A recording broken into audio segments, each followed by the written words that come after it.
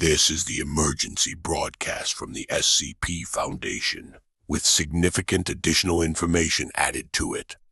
This message will be silenced for adults only. Children and teens have access to the non-silenced version of this message, as we have disturbing, yet interesting updates about SCP-666.